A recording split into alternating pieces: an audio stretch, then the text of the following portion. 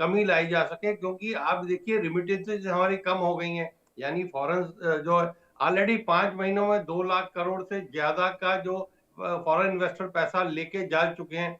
तो फॉरेक्स को भी बचाना है, क्योंकि फॉरेक्स जो है वही रीढ़ की हड्डी है देश की इकोनॉमी की लंबे समय तक, क्योंकि हमें मैक्सिमम जो भी इंपोर्ट करना है वो उस डॉलर से ही, उस फॉरेन एक्सचेंज से ही करना है। अगर वो नहीं होगा तो स्थिति भयानक हो सकती है। तो इसलिए लंबी चीज को देखते हुए उस समय पर ऐसी स्थिति और भयंकर ना हो, तो उसके अंदर अभी उसको जो है कंट्रोल किया जाए।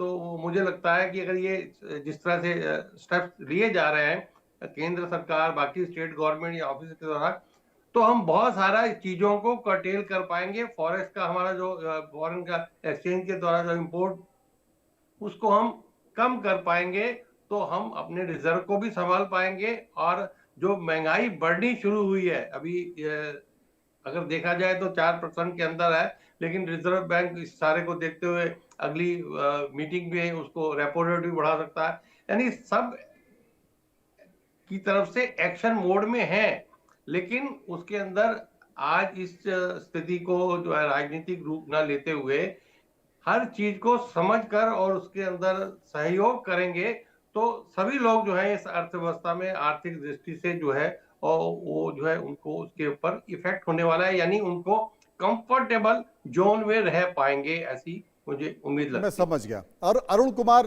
वरिष्ठ अर्थशास्त्री मेरे साथ मौजूद है। अरुण जी, मैं पूछना चाहता हूं आपसे, क्योंकि शुगर पर, चीनी पर प्रतिबंध लगा दिया गया है। डीजीएफटी ने जो बाहर से सोना इंपोर्ट किया जाता है, फॉरेन ट्रेड में बहुत सारी लिमिट लगा दी है, बहुत सारे एडवाइजरी जारी कर दी है। मुझे लगता है कि अभी तो ऐसे बहुत सारे प्रोडक्ट होंगे जिस पर डीजीएफटी और भारत की सरकार तमाम सारे प्रतिबंध लगा सकती है, बहुत सारी सख्ती कर सकती है। कौन कौन सी वो चीज़ें हो सकती हैं? धन्यवाद मनोज जी। अगर आप देखें तो ये एक सप्लाई शॉक शुरू हो गया था जब युद्ध शुरू हुआ। तो सप्लाई शॉक का मतलब है कि आपके पास एनर्जी की शॉर्टेज हो गई, क्योंकि स्ट्रेट ऑफ हॉर्मुज से दुनिया का 20% गैस और क्रूड ऑयल आता है। और भारत बहुत बड़ा इंपोर्टर है, हमारा तो 85% 90% के करीब तो इंपोर्ट होता है क्रूड का, और करीब 55-60% गैस का होता है। तो सबसे ज्यादा असर हमारे ऊपर पड़ा। और जब एनर्जी है उससे आप सारा उत्पादन करते हैं, उससे आप डिस्ट्रीब्यूशन करते हैं, उससे कंजम्पशन करते हैं। घर में खाना नहीं बन सकता अगर आपके पास एनर्जी कम हो। उत्पादन पे असर पड़ता है अगर आपके पास एनर्जी कम हो। तो क्योंकि दुनिया में ये गैस और इसकी जो 20% शॉर्टेज है, तो हमारे लिए भी 15% शॉर्टेज तो हो ही गई। मतलब मार्च में जो हमारे यहाँ बाहर से क्रूड आया उसमें कमी हो गई, गैस में कमी हो गई। और इसीलिए आपने देखा कि गैस में तो ब्लैक मार्केटिंग चल रही थी। जो 950 का सिलेंडर है वो 4,000 5,000 का जा रहा था। और जो 100 रुपए किलो की जो जो गैस भरी जाती थी वो 300 400 500 पहुंच गई। तो गरीब आदमी के लिए तो ऑलरेडी इन्फ्लेशन का रेट 20 30 40% हो गया था। उसकी तो 10 11 12 हजार रुपए की महीने की कमाई होती है, उसमें 3 4 हजार अगर ज्यादा निकल जाए तो उसका तो कमर टूट जाती है। अच्छा, दूसरी बात यह है कि ये सिर्फ जो गैस जो एनर्जी नहीं है, जो क्रूड ऑयल है उसमें बहुत सारी चीजें निकलती हैं। उससे सल्फर निकलता है जिससे सल्फ्यूरिक एसिड बनता है जो माइनिंग में इस्तेमाल होता है। इससे प्लास्टिक बनते हैं, इससे पैकेजिंग मटेरियल बनते हैं, इससे फर्टिलाइजर बनता है। तो बहुत सारी चीजें हैं, उन सब की भी कमी हो गई है। फर्टिलाइजर की कमी से खाने पीने की जो जो वस्तु हैं उन पे असर पड़ने वाला है, क्योंकि खेती में अगर फर्टिलाइजर कम हुआ, और इस साल तो कहा जा रहा है कि सुपर एल नीनो आने वाला है जुलाई के बाद। तो सुपर एल नीनो आ गया और अगर फर्टिलाइजर कम हुआ तो जो उत्पादन में कमी आ जाएगी। और इसीलिए मेरा मानना है कि शुगर का जो अभी प्रतिबंध लगाया है वो इसी में किया गया है, क्योंकि उसमें परेशानी और ना बढ़े। तो ये सप्लाई शॉक सिर्फ एनर्जी का ही नहीं है, बहुत सारी चीजों का है। ऑलरेडी खबर आ रही है जैसे मोरबी से, जहाँ पे टाइल्स बनती हैं तो गैस उपलब्ध नहीं होने से टाइल्स कम बन रही हैं। खुर्जा में सिरेमिक है, वहां पे वो कम बन रहा है। और आप देखें तो बहुत तरह से ब्लैक मार्केटिंग फर्टिलाइजर की भी हो रही है, और प्लास्टिक की जो चीजें बनती हैं उसमें भी जो दाम बढ़ गए हैं। खाने पीने के दाम तो बढ़े ही हैं, लेकिन जो ढाबा पे खाते हैं गरीब आदमी, 50 रुपए की थाली 80 रुपए की हो गई है। चाय जो 10 रुपए की 20 रुपए में हो गई है। तो कुल मिला के असर बहुत हुआ है, और हमने देर बहुत कर दी। आप देखें तो दुनिया के 80 देश हैं जिन्होंने मार्च के पहले हफ्ते में ही बहुत सारे कदम उठा लिए थे। अपना पेट्रोल डीजल वगैरह कम कर दिया, दाम बढ़ा दिया, वर्क फ्रॉम होम वगैरह कर दिया। हम लोगों ने नहीं किया। इसका मतलब यह हुआ कि हमारे जो स्टॉक्स हैं वो धीरे धीरे खत्म होते जा रहे थे, क्योंकि हम उत्पादन करे जा रहे थे।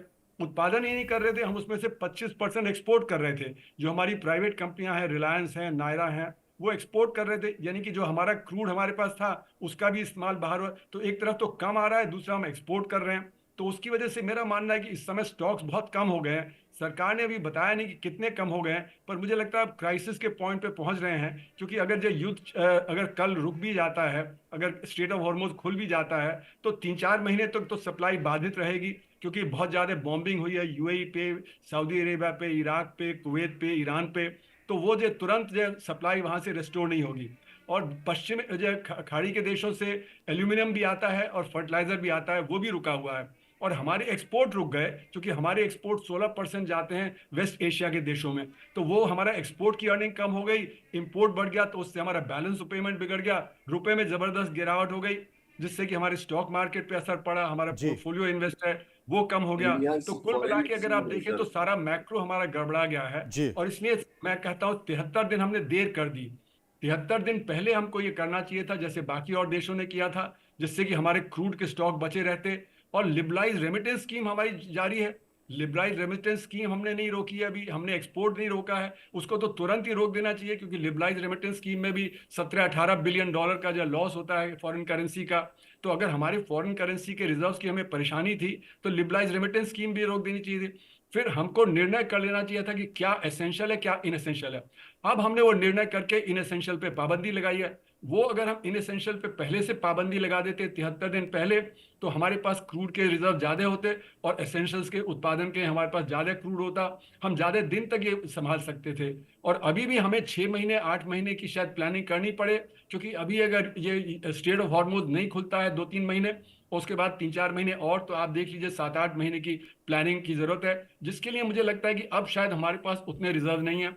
सरकार को हमें कॉन्फिडेंस में लेना चाहिए कि कितना रिजर्व है अभी हमारा क्रूड का और फिनिश प्रोडक्ट का, कितने महीने वो चल सकता है अगर ऐसी स्थिति वो तो चलती तमाम रही। विपक्ष के लोग जानकारी चाहने की कोशिश कर रहे हैं, लेकिन सरकार को वो जानकारी मिल नहीं पा रही है। मेरे साथ मौजूद है सुरेंद्र सिंह लाली। एक बार मैं सुरेंद्र सिंह